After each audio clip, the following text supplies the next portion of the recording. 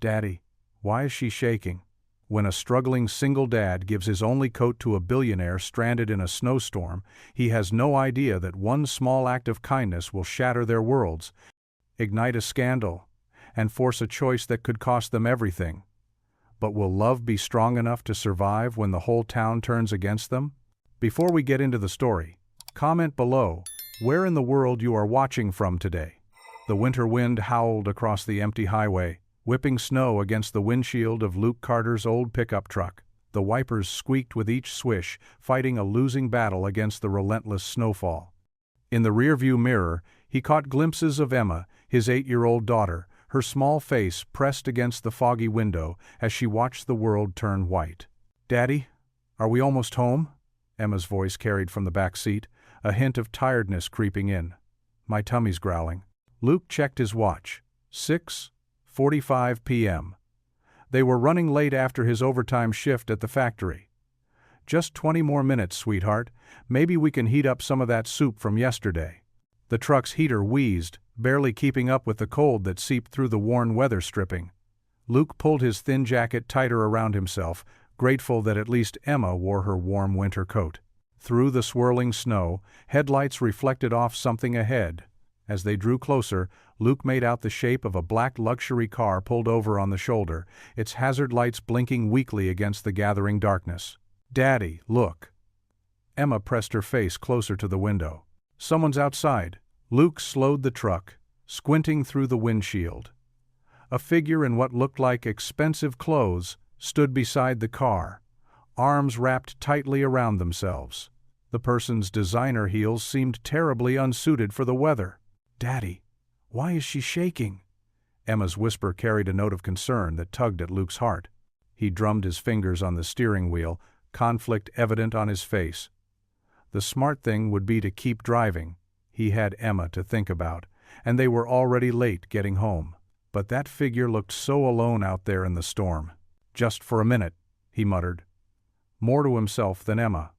He pulled the truck onto the shoulder, leaving enough space between vehicles for safety. "Stay here, okay?" Luke told Emma firmly. She nodded, eyes wide with curiosity.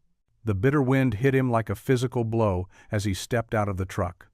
Snow crunched under his work boots as he approached the stranded vehicle. Up close, he could see the woman more clearly. She wore a fur stole and what must have been an expensive dress, but her lips were turning blue from the cold. "Ma'am, are you all right?" Luke called out, raising his voice over the wind. The woman turned, and even through her obvious distress, Luke could see she was elegant, probably in her late 30s. She was beautiful in a way that spoke of magazine covers and charity galas, worlds away from his life of factory work and discount groceries. I've called for assistance," she managed through chattering teeth. "They said it could be an hour." Luke glanced back at his truck, where Emma watched intently. Without hesitation, he shrugged off his jacket, worn and patched, but warm, and held it out to the woman. "Here, you need this more than I do right now." She stared at the offered jacket, surprise clear on her face. "But you'll freeze." "I'm used to the cold," Luke said simply, though his thin flannel shirt did little to protect against the wind. He draped the jacket around her shoulders, noting how she instinctively pulled it close. "Please," Luke gestured toward his truck. "At least wait somewhere warm until help arrives. My daughter and I can keep you company." The woman hesitated, looking between Luke and his old pickup. Something in his expression must have reassured her because she nodded slowly. Luke helped her through the snow, steadying her when her heels slipped on the icy ground. He opened the passenger door, and Emma immediately piped up from the back seat. "Hi, I'm Emma. Your shoes are pretty." A ghost of a smile touched the woman's lips as she settled into the seat. "Thank you, Emma. I'm not sure they were the best choice for today." The truck's cab wasn't much warmer than outside, but at least it blocked the wind. Luke turned up the struggling heater, as high as it would go. "I'm Luke," he offered. "Luke Carter. We can wait with you until the tow truck comes." "That's very kind of you," the woman said softly, her shivering gradually subsiding. Emma leaned forward between the seats. "Did your car break down?" "Daddy's truck breaks down sometimes too, but he always fixes it 'cause he's good at fixing things." "Emma," Luke said gently, but the woman's smile grew a fraction warmer. "The engine just stopped," she explained to Emma. "I'm afraid I don't know much about cars." They sat in comfortable silence for a while, watching the snow fall. Emma chattered occasionally about school and her upcoming Christmas pageant, filling the quiet with innocent observations that seemed to draw subtle smiles from their guest. After about 45 minutes, headlights appeared through the storm, a tow truck pulling up behind the luxury car. The woman gathered Luke's jacket, starting to remove it, but he shook his head. "Keep it for now. You still need to stay warm while they work on your car." Thank you, both of you." Her voice was faint but genuine as she opened the door. The wind gusted inside, carrying snowflakes that swirled around the cab. Luke watched through the windshield as she spoke with the tow truck driver, her figure growing less distinct in the thickening snow. Soon, she disappeared into her own car, leaving Luke and Emma alone in the truck once more. "She looked so sad, Daddy," Emma said softly from the back seat. Luke adjusted the rearview mirror to look at his daughter's thoughtful expression. The same expression her mother used to wear when she saw someone hurting. He started the truck, carefully pulling back onto the highway. Morning crept into the old farmhouse with a bitter chill that seemed to seep through every crack and crevice. Luke Carter woke to the sound of his daughter's footsteps padding across the creaky wooden floors. "Daddy?" Emma's voice quivered slightly as she stood in his doorway, wrapped in her favorite purple comforter. "It's really cold." Luke pushed himself up from his bed, feeling the icy air hit his face. His breath came out in visible puffs, and he immediately knew something was wrong with the heating system. Again. "Come here, sweetie." He opened his arms, and Emma rushed over, diving under his blankets. Her little nose felt like an ice cube against his neck. "The old heater's acting up again, huh?" "It's making those funny clicking sounds," Emma said, burrowing deeper into the warmth. "Like when Grandpa's knees cracked during church." Luke couldn't help but smile at her comparison, even as worry gnawed at his stomach. "Let's get you dressed extra warm today. Maybe wear that thick sweater Aunt Jenny made you for Christmas?" In Emma's room, Luke helped her layer up: thermal undershirt, sweater, and her warmest socks.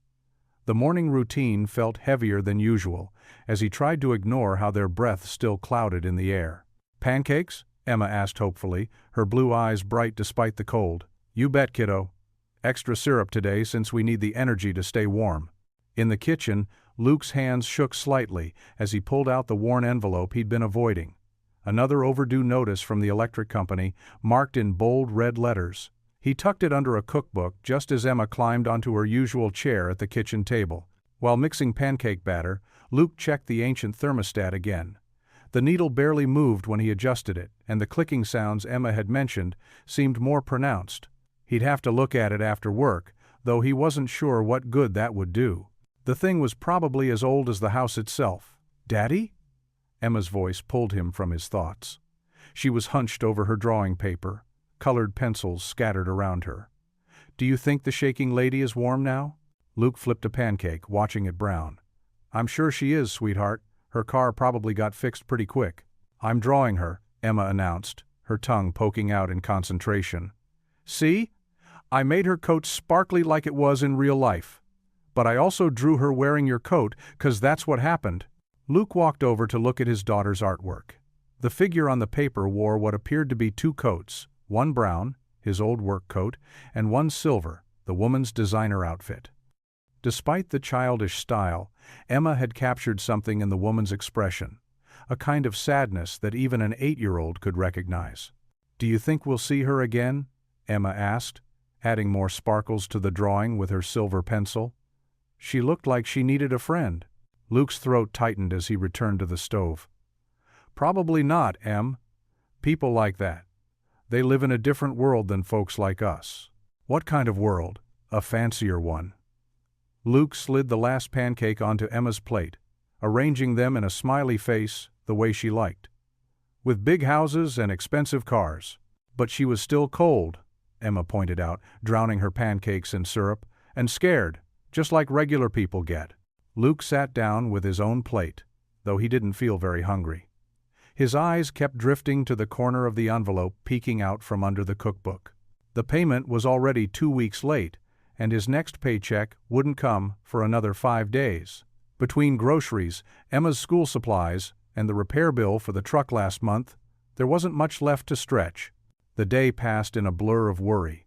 Luke checked the thermostat every hour, fiddled with the old heater in the basement, and added extra blankets to Emma's bed. By evening, the house had warmed up slightly, but he knew it was only temporary. The whole system needed replacing, but that was about as likely as winning the lottery. At bedtime, Emma insisted on taping her drawing to the refrigerator.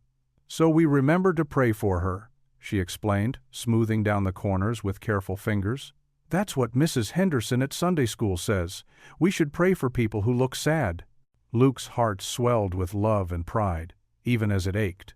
His little girl had such a big heart, just like her mother had. "That's real thoughtful of you, sweetheart. Time for bed now, okay?" After tucking Emma in with an extra blanket, reading her favorite story about the little engine that could, and kissing her forehead, Luke returned to the kitchen. The house creaked and settled around him as he finally pulled out the overdue notice, spreading it flat on the table. The amount seemed to mock him in the dim kitchen light. $243.18, plus the late fees would start piling up soon. Luke ran his hands through his hair, exhaling slowly. The sound of the struggling heater echoed through the vents, a reminder of just how precarious their situation was. He glanced at Emma's drawing on the refrigerator, the mysterious woman in her glittering coat, looking both elegant and lost in Emma's childlike interpretation. For a moment, he remembered how it felt to help someone else, to offer what little he had without expecting anything in return. It had felt right, despite everything. Luke folded the bill carefully and set it back on the table. Tomorrow, he'd figure something out. He always did, somehow. But for now, the weight of worry sat heavy on his shoulders as he stared at the numbers that wouldn't change no matter how long he looked at them. The ancient coffee maker sputtered and wheezed, struggling to produce the morning brew Luke desperately needed. Emma sat at the kitchen table, her small fingers working diligently on yet another drawing of the mysterious woman from last night. Colored pencils scattered across the worn wooden surface as she added careful details to the fur stole and high heels. "Look, Daddy," she held up her artwork proudly. "I made her smile this time. She looks prettier when she's not shaking." Luke managed a tired smile, pouring his coffee into a chipped mug. "That's nice, sweetheart." His eyes drifted to the stack of bills on the counter, the overdue notice from the power company sitting right on top. The red stamp across it seemed to mock him. The phone's sharp ring cut through the quiet morning, making him jump. Luke grabbed it quickly, expecting another collection call. "Mr. Carter?" a friendly voice asked. "This is Sandra, from Midwest Power and Electric." Luke's stomach tightened. "Yes, that's me. I'm calling to confirm that your account has been paid in full, including all past due amounts. Your service will continue uninterrupted." The coffee mug nearly slipped from his fingers. "I'm sorry, what? There must be some mistake. I haven't—" "No mistake, sir. The payment was processed early this morning. Your balance is now 0. Luke ran his free hand through his hair, bewildered. "Could you tell me who made the payment?" "I'm afraid that information is confidential, Mr. Carter." "Is there anything else I can help you with today?" "No, I thank you." He hung up the phone, staring at it as if it might explain this mystery. "What's wrong, Daddy?" Emma looked up from her drawing, her forehead creased with concern. "Nothing's wrong, sweetie. Just something strange happened." He walked over to the kitchen table, sitting down heavily in the chair across from her. "Someone paid our electric bill." Emma's eyes widened. "Was it the shaking lady?" "I don't know, honey. It could be a mistake." But even as he said it, Luke felt a nagging suspicion. The woman in the storm, her expensive clothes, the way she'd insisted on thanking him somehow. The familiar rumble of the mail truck drew Emma to the window. "Mail's here. Can I get it?" Luke nodded, watching as she bounded out the front door in her mismatched socks. She returned moments later, clutching a handful of envelopes. "This one's pretty, Daddy." She handed him a cream-colored envelope that stood out among the usual bills and junk mail. The paper was thick and expensive feeling, with his name and address written in elegant script. Luke opened it carefully, pulling out a single note card. The message was brief, written in the same flowing handwriting. "For the coat, thank you." At the bottom were two simple initials. I.H. "I knew it." Emma bounced in her chair, pointing at the card. "It was her. The shaking lady helped us." Luke stared at those two letters, remembering the woman's trembling form in the storm, the quality of her clothes, the luxury car she'd been driving. Who was she? And why would someone like that care about helping them? "Emma, honey, finish your breakfast. You'll be late for school." He tucked the note into his pocket, trying to push away the unsettling feeling of being in someone's debt. "But Daddy, isn't it amazing? She's like a fairy godmother." Emma's eyes sparkled with excitement. First she was all cold and scared, and now she's helping people. Just like in my stories. Luke gathered their breakfast dishes, shaking his head. "Real life isn't like your stories, sweetheart. Rich people don't just go around paying strangers' bills." "But she did," Emma insisted, pointing to his pocket where the note was hidden. "Because you were nice to her.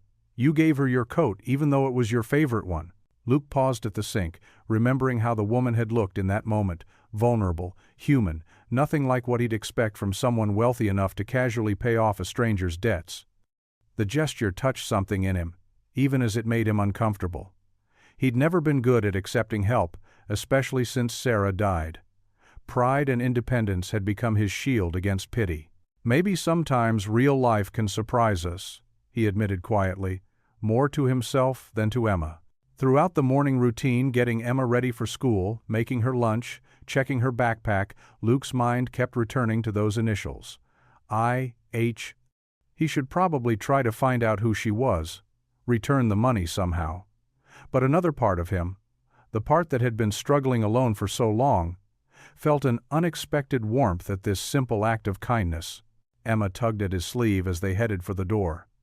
"Daddy, do you think we'll ever see her again?" Luke helped her into her winter coat, zipping it up against the morning chill. "I don't know, honey." He shook his head, still trying to make sense of it all. The mysterious woman had swept into their lives like the storm itself, leaving behind more questions than answers. The morning sun caught the frost on the windows, making it sparkle like diamond dust. Luke stood in the doorway, watching Emma skip down the path to wait by the truck. The note in his pocket seemed to carry a weight far beyond its simple message. Who was this woman, really? And what would possess someone like her to help someone like him? The fluorescent lights of Miller's grocery buzzed overhead as Luke pushed his cart down the cereal aisle, carefully comparing prices. Emma skipped alongside him, occasionally tossing hopeful glances at the sugary cereals she knew were off-limits. "Can we get the one with the rainbow marshmallows?" she asked, pointing to a brightly colored box. "Not today, sweetheart. We're sticking to the basics." Luke reached for the store-brand cornflakes, adding them to their modest collection of groceries. As they rounded the corner into the produce section, Luke noticed a small cluster of women huddled near the apples, their voices carrying despite their attempts at whispering. "Can you believe she's back?" one woman said, gesturing with a glossy magazine. "After all these years?" "The Harrington heiress," another replied, shaking her head. "My sister works at the estate. Says they've been preparing for weeks." Luke tried to focus on selecting oranges, but the conversation kept pulling at his attention. "Poor thing, really," a third woman chimed in. "Ever since her brother died. Well, you know how she Island barely leaves that mansion except for charity events." Emma tugged at Luke's sleeve. "Daddy, can we get strawberries?" "Not this week, honey. They're too expensive right now." He guided the cart past the gossiping women, but not before catching a glimpse of the magazine they were passing between them. His heart stuttered.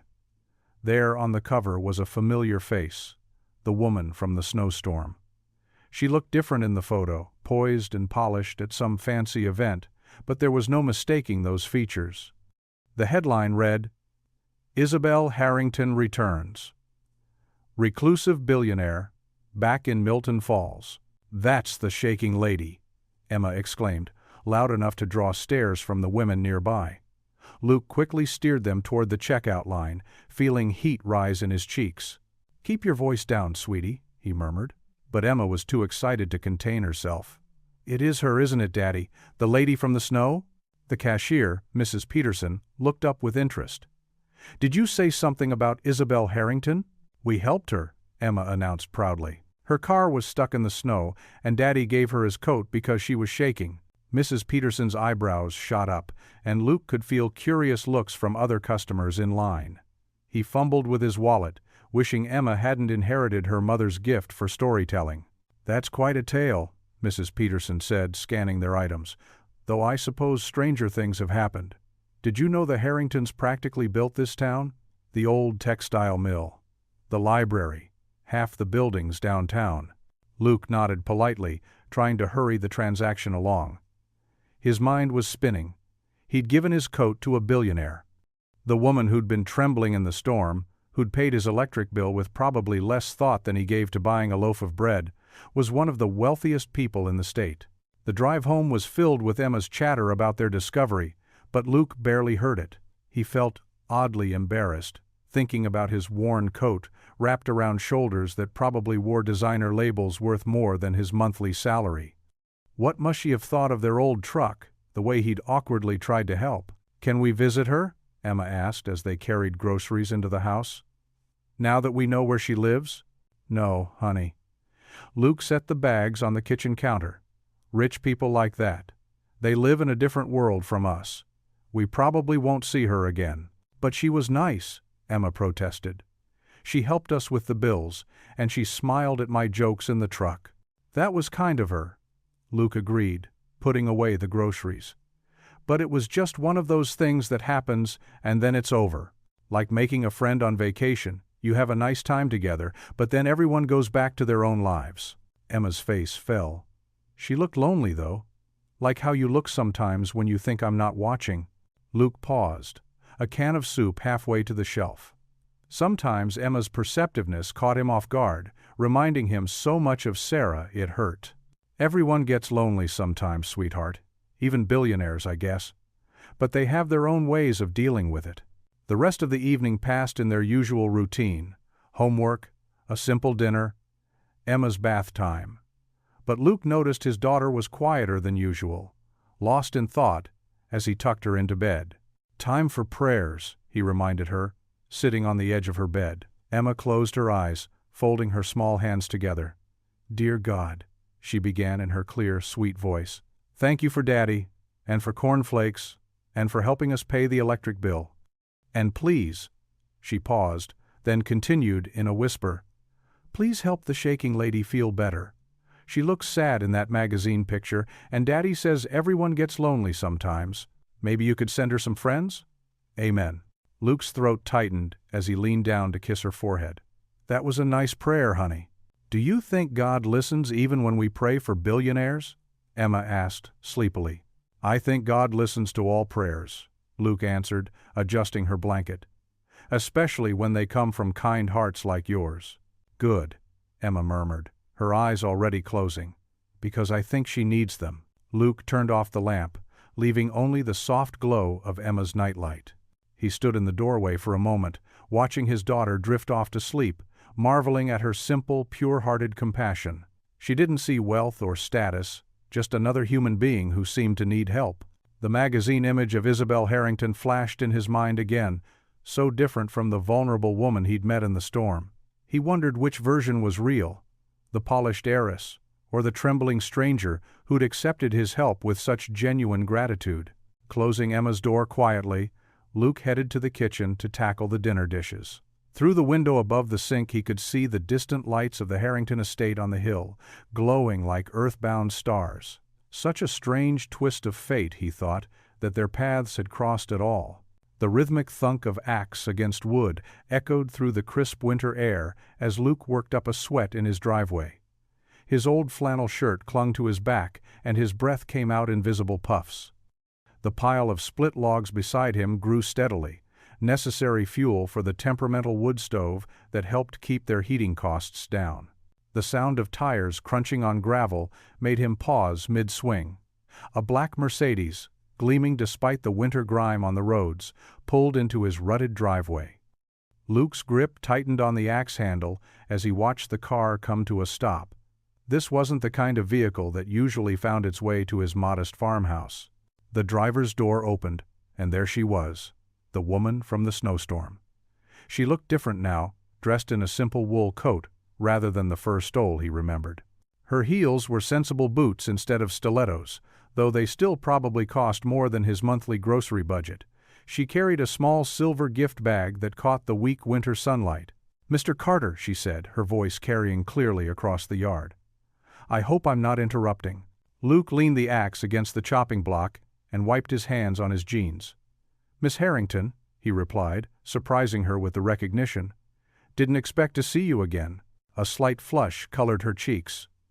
"You know who I am. Small town," he said with a shrug. "Word gets around." She took a few steps closer, her boots leaving neat impressions in the light dusting of snow. "I wanted to thank you properly for your help that night, and return this." She pulled his old work coat from the gift bag. "You didn't need to come all this way," Luke said, not reaching for either the coat or the bag. "The bill payment was more than enough. Too much, actually." "Please," she insisted, holding out the bag. "There's something else. A small token of appreciation." Luke shook his head.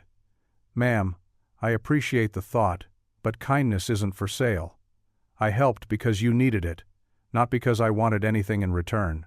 Before Isabel could respond, the screen door banged open. "Daddy, is someone—" Emma's voice cut off as she recognized their visitor. Her face lit up like Christmas morning. "It's the shaking lady!" Before either adult could react, Emma bounded down the porch steps and wrapped her arms around Isabel's waist in an enthusiastic hug. Luke started forward, ready to pull his daughter back. Not everyone appreciated such uninvited affection, but stopped when he saw Isabel's expression. The carefully composed mask she'd worn cracked. Something soft and surprised flickered across her face as she looked down at the little girl hugging her. Her free hand hovered uncertainly for a moment before settling gently on Emma's shoulder. "Hello there," Isabel said softly. "Emma, isn't it?" Emma beamed up at her. "You remember, Daddy? She remembers my name. Are you still cold? Do you want some hot chocolate? I helped Daddy fix the heater, so our house is warm now." Luke couldn't help but notice how Isabel's professional demeanor continued to melt in the face of Emma's cheerful chatter. It was like watching ice thaw in the spring Sunday. "Emma," he said gently, "Miss Harrington probably has other places to be." "Oh." Emma's face fell slightly, but she brightened again almost instantly. "But you have to see inside first. Please? I want to show you my drawings." Isabel glanced at Luke, seeking permission. He hesitated, then nodded. It seemed churlish to turn her away now, especially with Emma so excited. "I'd like that," Isabel said, letting Emma take her hand and lead her toward the house. Luke followed them up the worn porch steps, suddenly aware of every crack in the paint, every loose board, every sign of their modest circumstances. The screen door creaked as they entered the small living room, where the wood stove radiated welcome warmth. Emma immediately began giving Isabel the grand tour, pointing out her favorite spots with the unrestrained enthusiasm of an 8-year-old. "This is where we play board games, and that's where Daddy reads to me, and over there is—" She stopped abruptly in front of the fireplace mantel, where a collection of framed photos stood. The largest showed a woman with Emma's sunny smile, her arms wrapped around a younger Emma, while both laughed at the camera. Luke felt his chest tighten, as it always did when he looked at that picture. Emma's voice lost its bounce as she turned to Isabel with the innocence only a child could muster. "Daddy, why is Mommy not here anymore?" The question hung in the air like frost, delicate and sharp. Luke saw Isabel's slight intake of breath, the way her eyes widened with understanding. The comfortable warmth of the room seemed to vanish, replaced by a heavy silence that no one quite knew how to break. Luke stood frozen, caught between his daughter's innocent question and the sympathetic look dawning in Isabel's eyes. The moment stretched out, filled with unspoken words and the echo of old grief. The late afternoon sun cast long shadows through the farmhouse windows as Luke poured steaming tea into 3 mismatched mugs.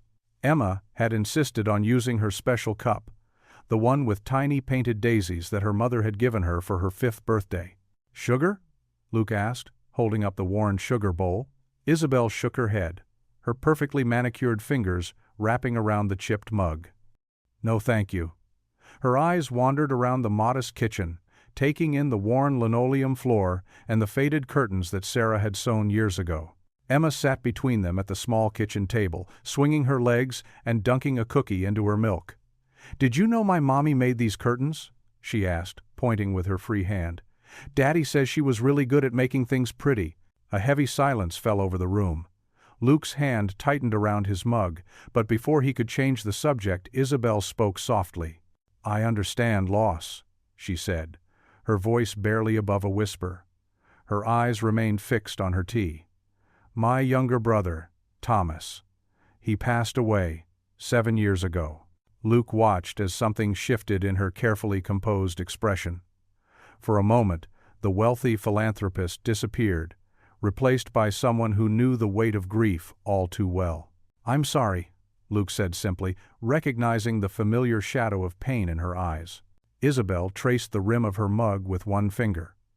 "After Thomas, I found it easier to keep my distance from people. Committees and board meetings are safer than real connections." She gave a small, self-deprecating laugh. "That probably sounds ridiculous to you." "It doesn't," Luke replied. He glanced at Emma, who was now completely absorbed in arranging her cookies in a neat line. "When Sarah, my wife, passed away 3 years ago, I wanted to shut everything out too. But Emma needed me to keep going." Emma looked up at the mention of her mother's name. "Daddy was really sad for a long time," she said matter-of-factly. "But he still made me pancakes every Sunday, just like Mommy used to." Isabel's eyes softened as she looked at Emma. "Your daddy sounds very brave." Luke cleared his throat, uncomfortable with the praise. "You do what you have to do," he said quietly. "Sarah got sick so suddenly. Cancer. By the time they caught it." He trailed off, the memories still sharp enough to steal his breath.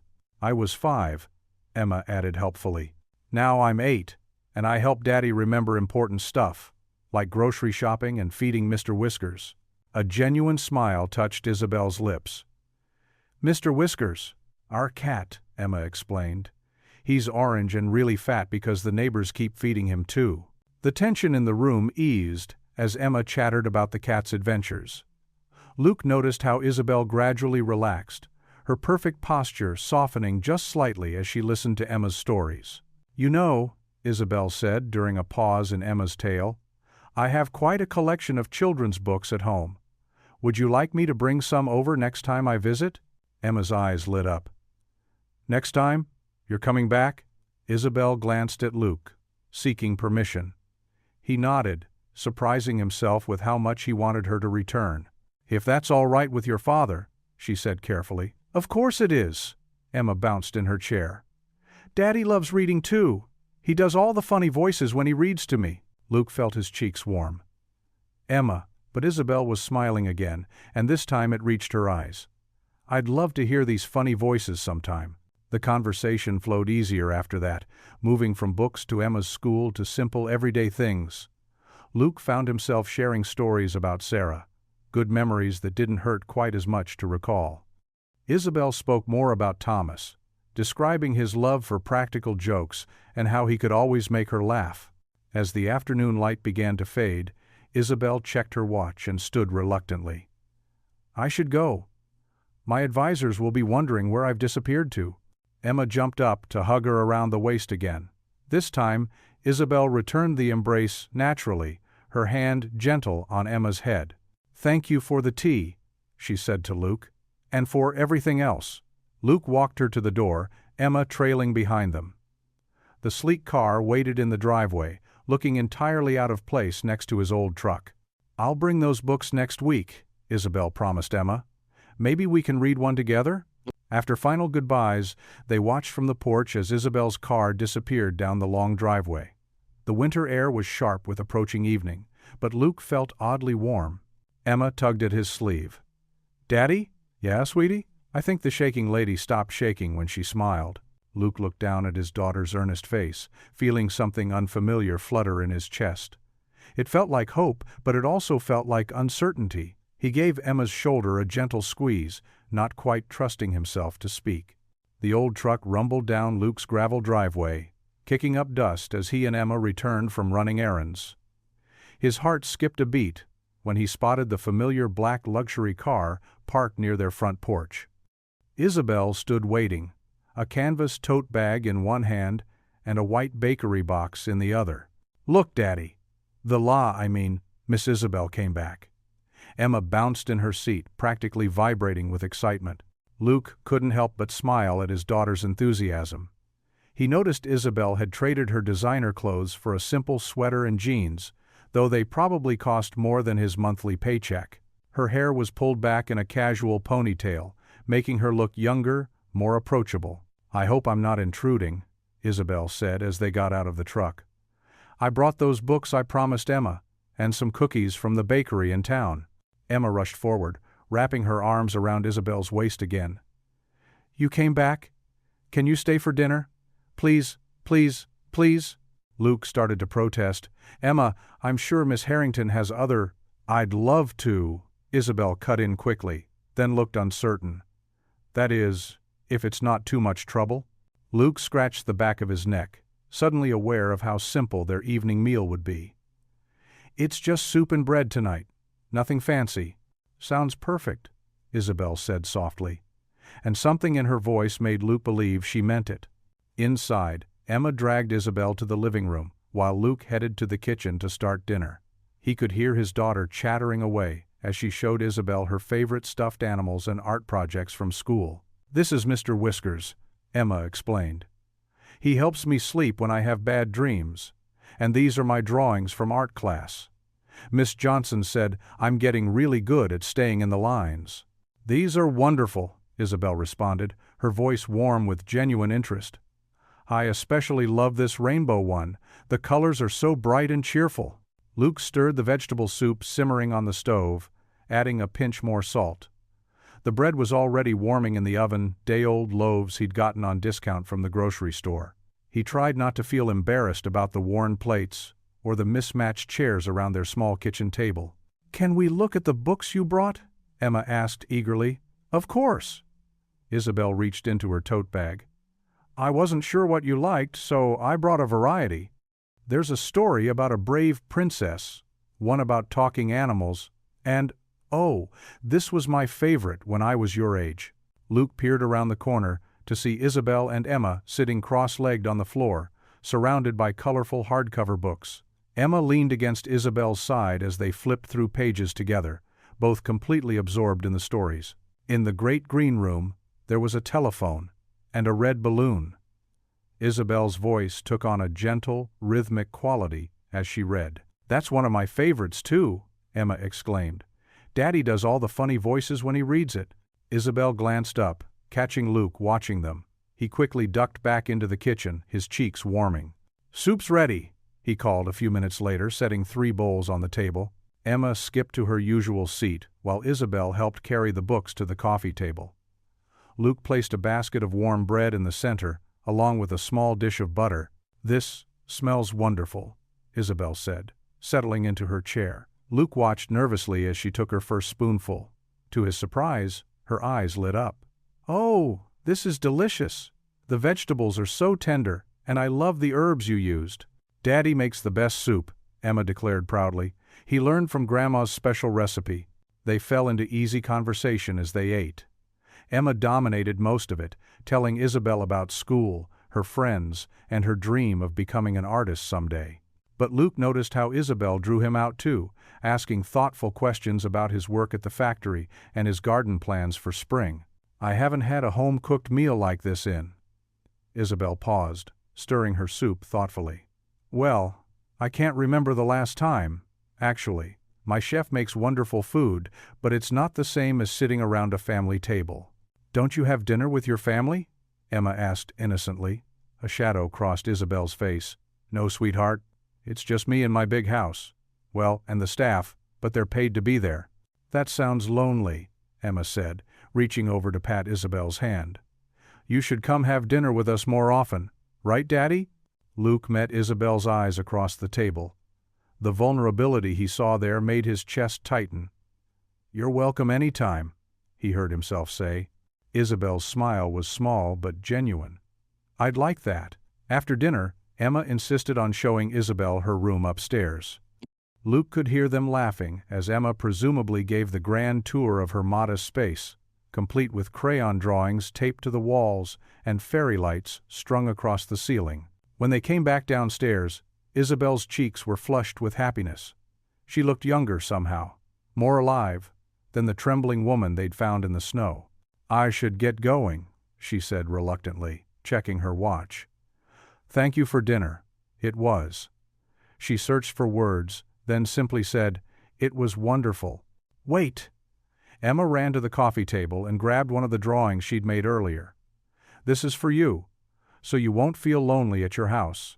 Isabel carefully took the colorful picture, treating it like a precious gift. "Thank you, Emma. I'll hang it somewhere special." Luke walked her to her car, the night air crisp and cool. Isabel turned to him before getting in. "I meant what I said. This evening, I haven't felt so welcomed, so normal, in years." "Well, normal is about all we can offer around here," Luke said, with a self-deprecating smile. "Normal is exactly what I need," Isabel replied softly. As her car pulled away, Luke watched her glance in the rearview mirror at their farmhouse. The windows glowed warmly against the darkening sky, and through them he could see Emma waving goodbye. Isabel's expression softened, a look of longing and something else, maybe hope, crossing her face before she disappeared down the long driveway. The hallways of Cedar Grove Elementary buzzed with whispers and stares as Isabel Harrington walked through the front doors. Her high heels clicked against the worn linoleum floor, but today she wore a simple navy dress instead of her usual designer outfits. Behind her, two assistants carried boxes filled with school supplies. "Is that really her?" one parent whispered to another. "The billionaire? What's she doing here?" came the response. Principal Matthews hurried forward, smoothing his tie. "Miss Harrington, this is quite unexpected. We're honored to have you visit our humble school." Isabel managed a small smile, though her hands fidgeted with her purse strap. "Please, just call me Isabel. I heard the art department needed supplies and—" She paused, her voice softening. "A special little girl showed me some of her artwork recently. Down the hall, Emma's class was just settling in for their art lesson when the principal appeared at the door. Mrs. Wilson, the art teacher, nearly dropped her paintbrush when Isabel stepped into the classroom. "Class, we have a very special visitor today," Mrs. Wilson announced, her voice slightly shaky. Emma's face lit up. "Miss Isabel!" she called out, waving enthusiastically from her seat. Several children turned to stare at their classmate, wondering how she knew the famous visitor. Isabel's tense shoulders relaxed at the sight of Emma's familiar smile. "Hello, Emma," she said warmly, then addressed the class. "I brought some things for your art room. Would it be all right if I stayed to paint with you?" The children's eyes widened as the assistants brought in the boxes. Soon, brand new paintbrushes, premium watercolors, and thick drawing paper were distributed around the room. Mrs. Wilson looked close to tears as she examined the professional-grade supplies. "Now then," Isabel said, pulling up a tiny chair next to Emma. "What are we painting today?" Mrs. Wilson cleared her throat. "We're doing landscapes, our favorite places in town." Isabel picked up a paintbrush, looking slightly uncertain. It had been years since she'd done anything so ordinary. Emma leaned over, whispering loudly, "You can share my blue paint, Miss Isabel. I'm painting the sky first." As the lesson progressed, something remarkable happened. Isabel found herself relaxing, genuinely enjoying the simple act of creating alongside the children. She helped Emma mix colors to get just the right shade of green for the grass, and soon other students were bringing their paintings over for advice. "Miss Isabel, how do I make my trees look real? Can you help me with my flowers? Will you look at my house?" The whispers from earlier transformed into excited chatter. Isabel moved from table to table, offering encouragement and gentle suggestions. Her designer dress now had a small splash of yellow paint on the sleeve, but she didn't seem to notice or care. When the lunch bell rang, several students groaned in disappointment. "Can't you stay longer?" one little girl asked, tugging at Isabel's dress. Isabel started, looking surprised by the request. Before she could answer, Emma chimed in. "She has to come back. She hasn't finished her painting yet." Mrs. Wilson gathered the artwork to dry. "Miss Harrington, you're welcome any time. The children clearly adore you." Isabel touched her paint-stained sleeve, a small smile playing at her lips. "I might just take you up on that offer." The afternoon sun was casting long shadows when Luke's truck pulled into the school parking lot. He was running a few minutes late after his shift at the factory, his work boots still dusty as he hurried toward the building. The sound of children's laughter drifted from the art room. He stopped in the doorway, his breath catching at the unexpected sight before him. There was Isabel, her elegant hair slightly mussed, helping a small boy clean his paintbrush. She looked different somehow, more real, more alive. A group of children surrounded her, showing her their artwork while Emma beamed proudly nearby. "Daddy!" Emma spotted him first, running over with her painting. "Look what I made, and Miss Isabel helped me with the trees." Isabel looked up, their eyes meeting across the room. A faint blush colored her cheeks as she noticed her paint-stained sleeve. "Luke, I hope you don't mind. I wanted to surprise Emma." "No, I don't mind," he said softly, watching as she gathered her things. The other parents picking up their children were still staring and whispering, but Isabel seemed different from the trembling woman he'd found in the snow. Here, surrounded by children's artwork and simple joy, she looked peaceful. Emma clutched her painting carefully as they walked to the parking lot, chattering about every detail of the afternoon. Isabel walked with them, her high heels less steady on the cracked pavement. "Will you come back tomorrow?" Emma asked hopefully. "We shouldn't impose on Miss Harrington's time," Luke started to say, but Isabel interrupted. "I'd like that, Emma. If it's all right with your father and Mrs. Wilson." They reached Luke's truck, and Emma climbed into her usual spot in the back seat, still talking excitedly about the art lesson. Luke helped her buckle in while Isabel stood nearby, seeming reluctant to leave. "Thank you," Luke said quietly. "I haven't seen her this happy in a long time." Isabel's eyes softened. "I'm the one who should be thankful." She paused, looking down at her paint-stained sleeve. "I'd forgotten what it feels like to just be." They said their goodbyes, and Luke started the truck's engine. As they pulled away, Emma pressed her face against the window, waving until Isabel was out of sight. Then she settled back in her seat, hugging her painting close. "Daddy," she said, her voice bright with certainty, "she belongs with us." Luke's hands tightened on the steering wheel, but he remained silent as they drove home through the gathering dusk. The evening sun cast long shadows across Luke's modest kitchen as Isabel's car pulled into the gravel driveway. Through the window, he watched her emerge with several brown paper bags cradled in her arms. Gone were her usual tailored suits. Tonight she wore a simple cream sweater and dark jeans. Emma burst through the screen door, letting it slam behind her. "Miss Isabel, what's in the bags?" "Careful now," Luke called after her, but he couldn't help smiling at his daughter's enthusiasm. Isabel laughed, the sound warming the cool autumn air. "Well, I thought we might cook dinner together tonight. Would you like to be my special helper?" Emma bounced on her toes. "Really? Can I, Daddy?" Luke stepped onto the porch, wiping his hands on a dish towel. "As long as you promise to listen carefully and not make too big a mess." Inside, Isabel unpacked the groceries while Emma peered into each bag with wide-eyed wonder. Fresh vegetables tumbled onto the counter, carrots with leafy tops still attached, plump tomatoes, crisp bell peppers, a package of chicken breasts. Flour, eggs, and butter for what Isabel promised would be the best homemade biscuits you've ever tasted. "I haven't cooked for anyone in ages," Isabel admitted, rolling up her sleeves. "But my grandmother taught me her recipes when I was about Emma's age." Luke raised an eyebrow. "No personal chef?" "Not tonight," she smiled, a hint of mischief in her eyes. "Tonight we're all chefs." Emma took her role as helper very seriously, carefully washing vegetables at the sink while standing on her step stool. Luke watched as Isabel showed her how to measure flour for the biscuits, guiding her small hands with the measuring cups. "Like this?" Emma asked, dumping flour into the bowl with more enthusiasm than precision. A white cloud puffed up, dusting Isabel's nose and cheeks. "Oh!" Isabel blinked in surprise, and for a moment Luke tensed, wondering if she'd be upset about the mess.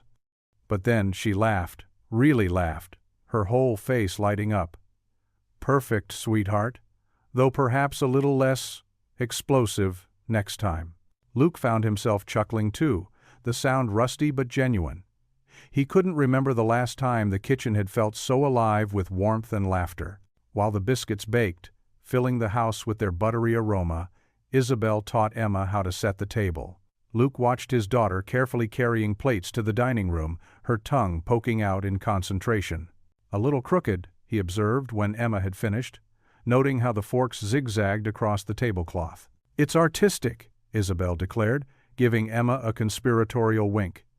"The very best tables have personality." The chicken sizzled in the pan as Isabel showed Luke how to make a simple pan sauce, something he'd never attempted before. Their elbows bumped occasionally in the small kitchen space, but neither seemed to mind. Luke found himself noticing little things, the way she tucked her hair behind her ear when concentrating, how naturally she moved around his worn kitchen as if she belonged there.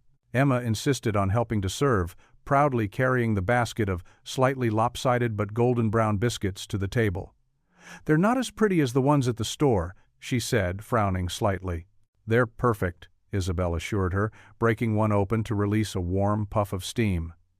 "Because we made them together." The meal was simple, but delicious. Luke couldn't remember the last time he'd eaten food prepared with such care in his own home. Emma chatted happily between bites, telling stories about school and asking Isabel questions about everything under the sundae. "Did you cook with your grandmother a lot?" Emma asked, dragging her biscuit through gravy. Something soft crossed Isabel's face. "Every Sunday." She said the secret ingredient was always love. "That's what Mommy used to say too," Emma said matter-of-factly, and Luke felt the familiar tightness in his chest. But when he glanced at Isabel, he saw only understanding in her eyes, no pity. After dinner, Emma helped clear the table while Luke and Isabel tackled the dishes. The kitchen was warm and steamy, their movements falling into an easy rhythm, Luke washing, Isabel drying. It felt strangely domestic, surprisingly comfortable. As Luke handed her a wet plate, their fingers brushed. A small touch, barely there, but he felt it like an electric current through his skin. Isabel's hand hesitated for just a fraction of a second, and when he dared to look at her, he saw a faint blush coloring her cheeks. Neither spoke, but the air between them seemed to hum with something unspoken. Emma's voice broke the moment. "Can we have dessert now?" Luke cleared his throat, turning back to the sink. "Did you finish your homework?" "Almost," Emma said, drawing out the word hopefully. "Then that's your next task, young lady," Luke said, grateful for the distraction. "Homework first, then we'll see about dessert." As Emma trudged off to get her backpack, Luke became acutely aware of Isabel beside him, still drying dishes with careful attention. The spark he'd felt lingered in the air between them, unacknowledged but undeniably real. After dinner, while Emma played with her dolls in the living room, Luke and Isabel sat at the kitchen table, steam rising from their coffee cups. The kitchen still held the lingering warmth from their shared meal. Dishes drying in the rack beside the sink. "Your wife," Isabel began softly, her fingers tracing the rim of her cup. "What meant the most to her? What made her truly happy?" Luke's breath caught slightly at the question. He glanced toward the living room where Emma's quiet humming drifted in. Taking a slow sip of coffee, he gathered his thoughts. "Sarah loved this community more than anything," he said finally, "especially the little white church on Miller Road, the one with the crooked steeple." His eyes grew distant with memory. "She used to say the church was the heart of our town, even though it's been falling apart for years now." Isabel leaned forward slightly, her expression gentle. "Tell me more about it." "It was her dream, to see it restored," Luke continued, his voice growing warmer with each word. "Every Sunday, she'd point out something new she wanted to fix. The creaky pews, the drafty windows, the worn-out hymnal books. She started a repair fund, but—" He shrugged, the gesture heavy with unspoken weight. "Medical bills took everything we had." Emma's voice piped up from the doorway, startling them both. "Mommy used to let me put quarters in her special church jar." She patted over to Luke, climbing into his lap. "It's still in the closet, Daddy." Luke hugged her close, pressing a kiss to her hair. "That's right, sweetheart. Mommy loved that old church." Isabel watched them, her expression thoughtful. "Did many people attend services there?" "Used to be fuller," Luke said. These days maybe 15 or 20 regulars. Mostly older folks who've been going there their whole lives. The younger families prefer the bigger church in town, the one with air conditioning and a proper parking lot. Emma yawned, snuggling against her father's chest. Miss Reynolds says the roof leaks when it rains. She has to put buckets out. Time for bed, little one, Luke said, standing with Emma in his arms. Say good night to Miss Isabel. Good night, Emma mumbled sleepily, reaching out to give Isabel a one-armed hug. Will you come back tomorrow? Soon, Isabel promised, squeezing Emma's hand gently. Sweet dreams. After Luke carried Emma upstairs, Isabel remained at the table, her coffee forgotten as she pulled out her phone and began making notes. Over the next few weeks, strange things started happening around the old church. A local construction company showed up to assess the roof. The hardware store delivered boxes of supplies. Volunteers appeared on weekends, armed with paintbrushes and tools. Mrs. Reynolds, the elderly church secretary, could hardly keep up with the donations that kept arriving. New hymnals, cushions for the pews, even a small heating system. When asked about the source of these gifts, she would only say they were from concerned community members. The transformation was gradual but steady. The leaky roof was repaired. Fresh paint brightened the walls. The broken steps were replaced. Each improvement seemed to bring more helpers, as if the whole town had suddenly remembered the little church's importance. Luke noticed the changes, of course, but assumed it was just community spirit at work. He even spent a few Saturdays helping out, teaching Emma how to sand the old pews smooth before they were revarnished. Isabel coordinated everything from behind the scenes, careful never to be directly involved. She worked through local businesses and volunteers, always ensuring Luke's name wasn't mentioned to avoid any connection to her wealth or influence. One Wednesday afternoon, Luke picked Emma up from her after-school art program. She bounced into the truck, clutching a new drawing. Look, Daddy, I drew Mommy's church. She held up the paper proudly. Miss Isabel said she's fixing it up real nice, just like Mommy wanted. Luke's hands tightened on the steering wheel. What do you mean, sweetheart? Miss Isabel told me it's a secret, Emma continued, oblivious to her father's reaction. She's helping everybody fix the church 'cause it was Mommy's special place. She said sometimes angels work through people to make dreams come true. Luke sat very still, pieces clicking into place. The timing of the renovations, the mysterious donations, the way everything had been handled so discreetly. His throat felt tight with competing emotions. Profound gratitude for such a thoughtful gesture and an uncomfortable awareness of the gulf between his world and Isabel's. Emma was still chattering. The new windows are so pretty, Daddy.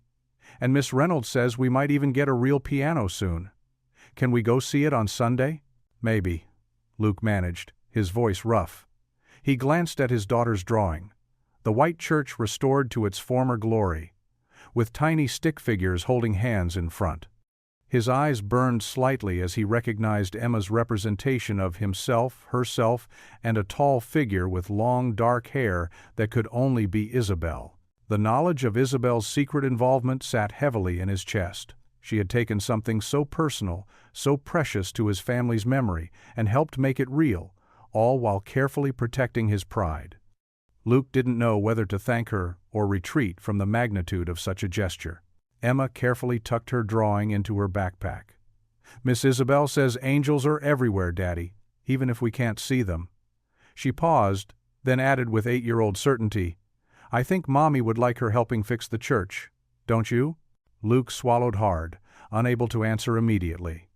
The late afternoon sun slanted through the truck windows, warming the cab despite the autumn chill outside. Finally, he reached over and squeezed Emma's hand. Yeah, baby, he said softly. I think Mommy would like that very much. 3 weeks had passed since that evening in Luke's kitchen. The little white church on Miller Road stood transformed against the winter sky, its fresh paint gleaming in the morning Sunday. The crooked steeple now stood straight and proud, its weather vane catching golden light. New steps led up to double doors that no longer creaked, and warm light spilled through restored stained glass windows onto the freshly fallen snow. Luke stood at the bottom of the steps, Emma's small hand in his, taking in the sight. His daughter wore her best dress, a red velvet hand-me-down from a cousin, with a matching ribbon in her hair. Her eyes were wide with wonder. "Daddy, look," she whispered, pointing at the brass bell that now hung properly in the steeple. "It's just like in Mommy's picture." People were gathering, their Sunday best brightening the winter morning. Mrs. Reynolds, who'd attended this church for 60 years, dabbed at her eyes with a handkerchief. Old Mr. Peterson helped his wife up the new wheelchair ramp, both of them marveling at the change. Children ran around the fresh landscaping, their parents calling after them to be careful. "I can't believe it," whispered Mrs. Thompson, the choir director, as she hurried past. "Emma, sweetheart, we need to get you inside with the other children. The service starts in 15 minutes. Emma bounced on her toes, excited about her first time singing with the children's choir. "Can I go, Daddy?" Luke nodded, watching as she scampered up the steps. He remained outside, still processing the transformation. The peeling paint and rotting wood were gone. New gutters gleamed.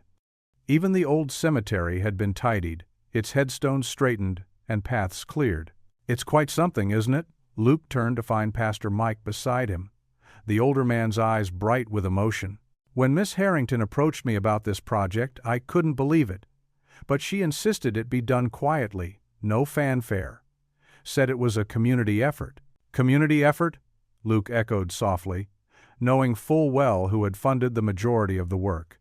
"Oh yes," Pastor Mike smiled, "though I suspect our mysterious benefactor did more than she'll admit. Speaking of whom, a simple navy blue sedan pulled up, not Isabel's usual car. She stepped out wearing a modest wool coat, her hair pulled back simply. No designer labels, no flashy jewelry. She carried a worn leather Bible that looked well read. Several townspeople stopped to stare, clearly expecting her to arrive in her usual style. Instead, she smiled warmly and greeted people by name, asking Mrs. Reynolds about her arthritis and complimenting Mr. Peterson's new sweater. Luke watched as she made her way through the crowd, struck by how naturally she fit in despite her wealth. She caught his eye briefly, a soft smile touching her lips, before she disappeared inside. The service began with the children's choir. Emma stood in the front row, her face glowing as she sang Amazing Grace with her friends. Luke sat in the middle pews, his heart full as he looked around the restored sanctuary. The old wooden pews had been carefully refinished, not replaced. Hymnal books with worn covers had been lovingly rebound rather than discarded. Even the ancient organ had been repaired, instead of upgraded to something modern. Every detail showed thoughtful care for the church's history and character. This wasn't a wealthy woman's vanity project, it was a labor of love that honored Sarah's memory and the community's heritage. Halfway through the service, Luke found his gaze drawn to Isabel, sitting quietly 3 rows ahead. She sang from memory, her voice blending with the congregation's. When Pastor Mike spoke about the power of quiet acts of kindness, she kept her eyes forward, never seeking credit or attention. During the Lord's Prayer, their eyes met briefly across the sunlit space. In that moment, Luke saw past her wealth and status to the woman who had trembled in a snowstorm, someone who understood loneliness and loss, who recognized the healing power of community and connection. After the final hymn, people lingered, admiring details they'd missed before. Emma ran up to Luke, still excited from singing. "Did you hear me, Daddy? Did you see the angel in the window? It looks just like the one in Mommy's favorite story." "You sang beautifully, sweetheart," Luke said, helping her with her coat. "Ready to head home? Can Miss Isabel walk with us?" Emma asked hopefully, spotting Isabel saying goodbye to Pastor Mike. "Please?" Before Luke could respond, Isabel approached them, her cheeks pink from the heated church. "That was wonderful singing, Emma. You have a beautiful voice." "Will you walk home with us?" Emma asked immediately. "It's snowing again. Look." Sure enough, fat snowflakes were drifting down, catching the afternoon light. Isabel glanced at Luke, letting him decide. "We'd enjoy the company," he said softly. They walked slowly down Miller Road, Emma skipping ahead to catch snowflakes on her tongue. The fresh snow muffled their footsteps, creating a peaceful quiet broken only by Emma's delighted giggles. "Thank you," Luke said finally, his voice low, "for all of this, for understanding what it meant." The church needed restoration. Isabel replied simply. "The community did the work. I just helped a little." "A little?" Luke smiled. "I saw the construction costs. The important things weren't expensive," she said. "The memories in those old pews. The love in those hymnal books. The faith in these walls. You can't put a price on those." They walked in comfortable silence for a moment, watching Emma twirl in the falling snow. Then, quietly, Isabel slipped her gloved hand into Luke's. His heart skipped, but this time he didn't pull away. Her hand felt right in his, warm and steady. Together they walked through the gentle snowfall, following Emma's dancing footsteps home. Luke's peaceful morning shattered when he stepped onto his front porch. 3 news vans lined his usually quiet street, their satellite dishes stretching toward the gray sky like metal trees. Reporters huddled in groups, stamping their feet against the cold, their breath visible in the chilly air. "Mr. Carter," they called out as soon as they spotted him. "Can you comment on your relationship with Isabel Harrington?" Camera flashes burst like lightning. Luke squinted, his hand automatically reaching for the door handle behind him. But Emma had already bounced out, her backpack swinging. "Daddy, who are all these people?" she asked, her small face scrunching up in confusion. Luke wrapped a protective arm around her shoulders, guiding her back inside. "We're taking the back door today, sweetheart." In the kitchen, he grabbed the morning paper someone had thrown onto his back step. The headline made his stomach turn. "Widowed factory worker snags billionaire heiress?" Below was a grainy photo of him and Isabel walking Emma home from the church dedication, their hands clasped together. "Emma, get your lunchbox," he said quietly, his fingers crumpling the paper's edge. "We're running late." The drive to school was a maze of dodging reporters. Emma pressed her face against the window, watching them chase the truck with their cameras. "Why are they following us, Daddy?" Luke gripped the steering wheel tighter. "Sometimes people get too curious about other people's business, that's all." At the factory, whispers followed him down every aisle. His co-workers, men he'd worked beside for years, suddenly found reasons to avoid his eyes. During his lunch break, he made the mistake of checking his phone. Social media was exploding with speculation. Someone had dug up old photos of his wedding day with Sarah, comparing them to shots of Isabel at charity galas. The comments made his chest ache. "Gold digger, taking advantage of a lonely rich woman. What kind of father uses his daughter as bait?" The afternoon brought more unwelcome visitors. 2 men in expensive suits appeared at the factory office, requesting a meeting. Luke recognized them as Isabel's advisors from photographs he'd seen online. "Mr. Carter," the taller one began, his voice smooth as polished marble, "we represent Miss Harrington's interests. This situation has become problematic. We're prepared to offer compensation for your discretion," the other added, sliding a folder across the table. Luke didn't touch it. "I never asked for anything from Isabel. Perhaps not directly," the first advisor said, his smile never reaching his eyes. "But surely you understand how this appears. A working-class widower, struggling to make ends meet, suddenly befriending one of the wealthiest women in the country? You don't know anything about us?" Luke said quietly, standing up. "Us?" the second advisor raised an eyebrow. "There is no us, Mr. Carter. Miss Harrington has responsibilities, a reputation to maintain. This dalliance has already caused enough damage." Luke left work early that day, his head pounding. More reporters waited at Emma's school. He found his daughter in tears, hiding in the nurse's office. Some of the other kids had been asking if she was going to live in a mansion now. "I want to see Miss Isabel," Emma sniffled as he carried her to the truck. "She'll make them go away." But when they got home, Isabel was already there, pacing their front porch. Her face was pale, her usually perfect hair wind-blown. The reporters surged forward at the sight of her, but her security team held them back. "Luke," she said as soon as they reached the steps, "I'm so sorry about all this. I never thought—" "Inside." Luke cut her off, ushering Emma through the door. He couldn't bear to have their conversation captured by dozens of cameras. In the living room, Emma rushed to hug Isabel, but Luke gently pulled her back. "Sweetheart, go up to your room for a bit." "But Daddy—" "Please, Emma. Just for a little while." When Emma's footsteps faded upstairs, Isabel stepped forward. My team is working to control this. We can release a statement. Explain. Explain what? Luke's voice was hollow. That you were just being kind to a charity case? That's what your advisors think, isn't it? You know that's not true. Isabel reached for his hand, but he moved away. Luke, please. What we have is hurting my daughter. The words felt like glass in his throat. The other kids at school, the reporters. She doesn't deserve this circus. We can protect her. I can, with money? Security guards? That's not the life I want for her. Luke walked to the window, watching the reporters mill about on his lawn. She needs normal. She needs peace. Tears welled in Isabel's eyes. So you're asking me to leave? I'm asking you to let us go back to our quiet life. Luke fought to keep his voice steady. Before all this, is that really what you want? No. His heart screamed. But he thought of Emma hiding in the nurse's office, of the cruel comments online, of the whispers that would follow them both. Yes. Isabel stood very still for a long moment. Then she nodded just once, her composure sliding back into place like armor. I understand. She walked to the stairs and called up softly, Goodbye, Emma. Thank you for all the lovely dinners.